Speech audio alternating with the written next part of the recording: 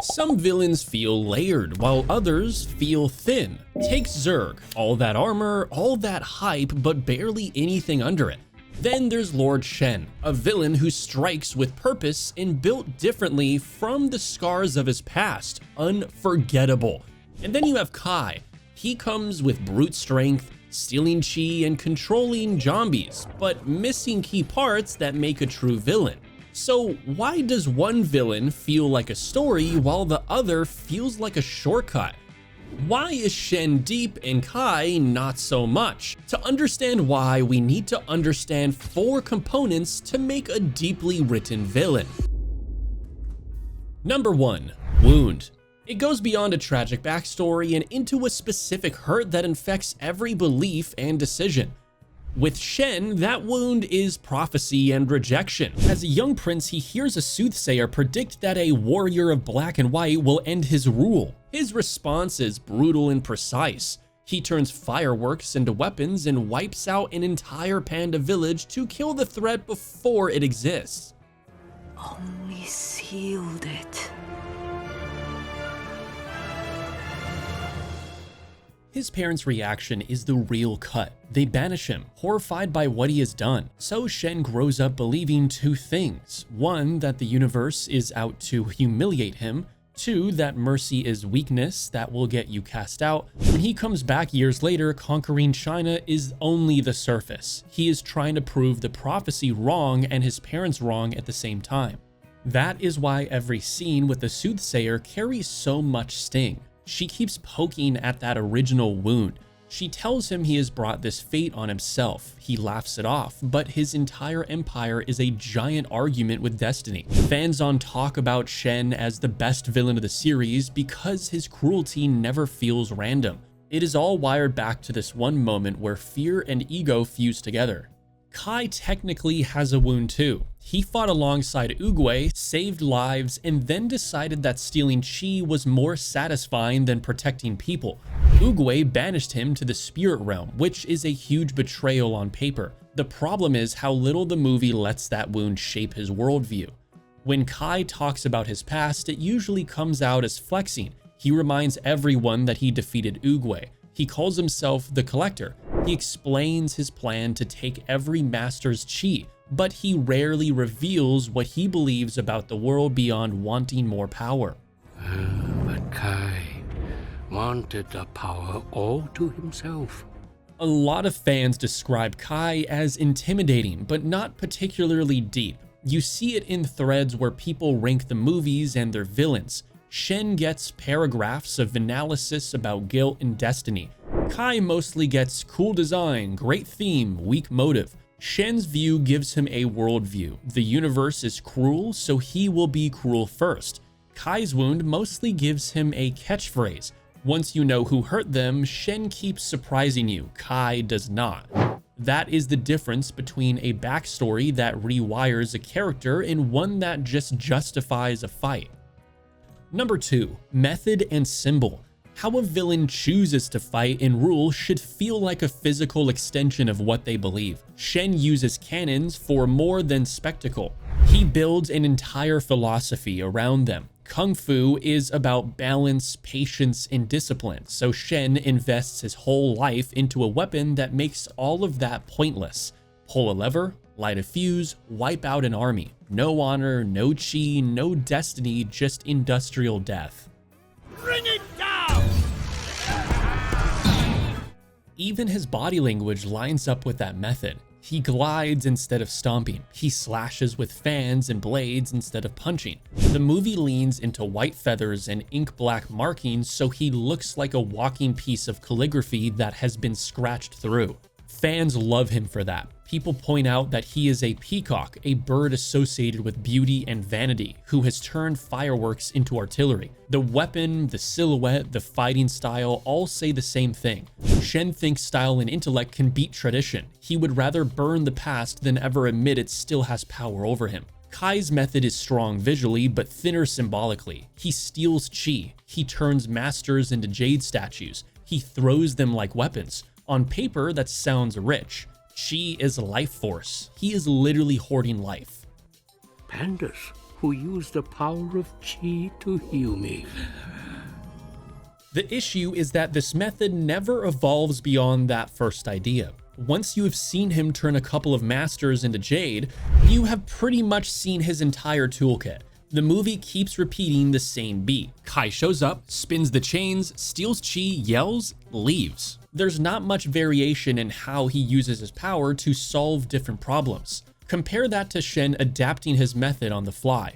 When the wolves fail to capture Po, he switches from intimidation to psychological warfare. He attacks Po with half-truths about his parents and the Panda massacre, so the cannons can do damage to Po's mind at the same time as they threaten his body.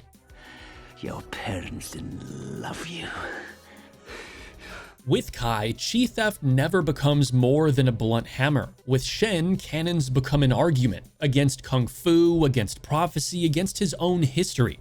That is what separates a cool power set from a method that reveals a villain. Number 3, relationship to the hero. A villain written with depth is more than an obstacle. They reshape the hero's inner journey. Their presence forces the protagonist to confront something they would rather avoid. Shen is wired directly into Po's identity crisis. Po wants to know where he came from. He wants his "who am I" question answered. Shen is the reason that question is painful. The Panda massacre is his fault. The orphan baby in the radish crate exists because Shen tried to erase a prophecy. Just a very hungry baby panda.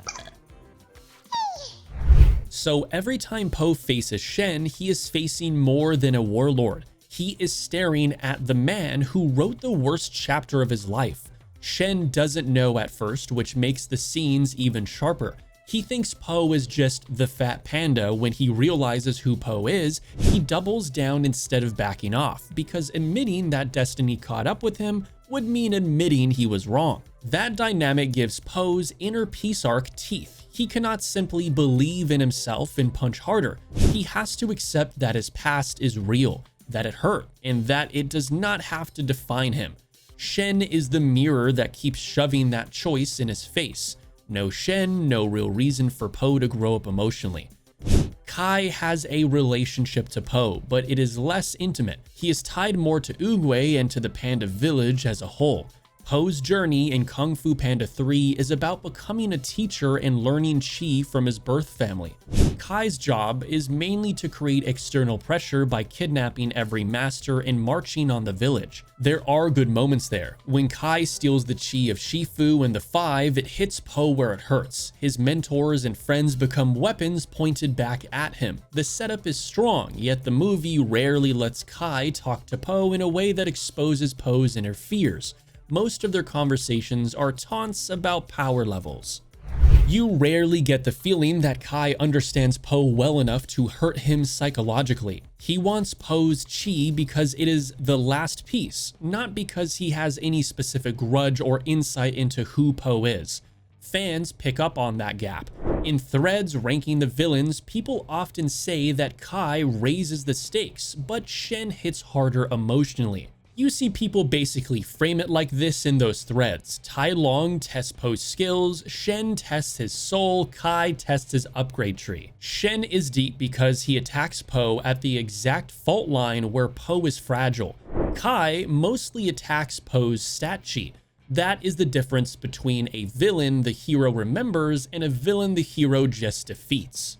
Number 4, payoff and change. The last component is how the story ends the villain's arc. Do their choices converge into a moment that feels earned, or do they get dropped into a generic final fight?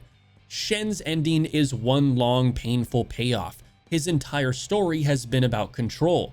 Controlling prophecy, controlling history, controlling the battlefield with cannons. In the harbor battle, he finally has everything lined up. The fleet, the weapon, Po cornered, then Po reaches inner peace, literally catches the cannonballs and sends them back.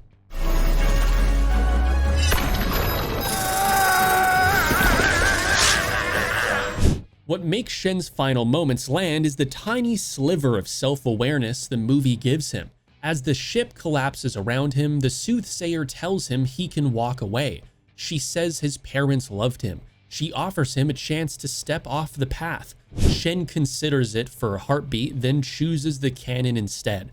The blast he fired at Destiny is the one that kills him. It is tragic and neat at the same time. The prophecy he tried to kill created the warrior who fulfills it. The weapon he built to control the future literally tears his own future apart. Fans quote his lines years later. The fans were clear on how satisfying that final shot of him falling through the burning sails is because it feels like the only way his story could end. Kai's payoff has cool moments, but less emotional logic. He spends the whole movie stealing chi one person at a time. Then Po unlocks chi in one montage and suddenly has enough to take Kai on in the spirit realm. Visually, their fight is great. Giant glowing pandas, green explosions, the whole thing looks like a myth drawn in neon.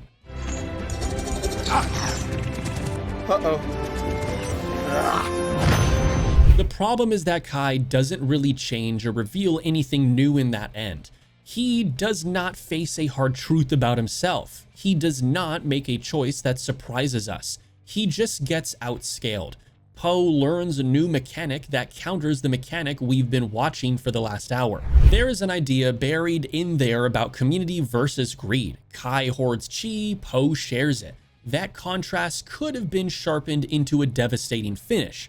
Instead, it plays more like a standard hero unlocks final form climax. Fans have noticed this too. You see people in DreamWorks threads saying that Kung Fu Panda 3 is fun, but Kai's reason to be a villain is not as compelling as Shen's drive to rewrite his fate. Shen's ending feels like a tragic answer to the question he has been asking his whole life.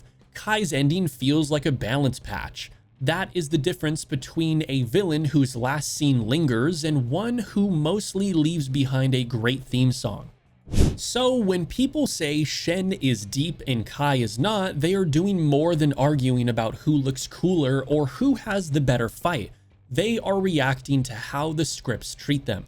Shen gets a wound that drives his worldview, a method that embodies the worldview, a relationship to Po that slices into Po's biggest fear, and an ending that cashes all of that in. Kai gets a strong visual, a scary power, and a solid role in the plot, but his wound is thin, his method stays flat, his connection to Po is mostly mechanical, and his ending is more about Po's upgrade than Kai's downfall. If you want to write a villain who feels as deep as Shen, then give them more than a tragic past and a cool weapon. You make sure every choice they make, from the first prophecy to the last cannon blast, argues with the story's idea of fate. Otherwise, you end up with a Kai. Fun to watch, easy to forget.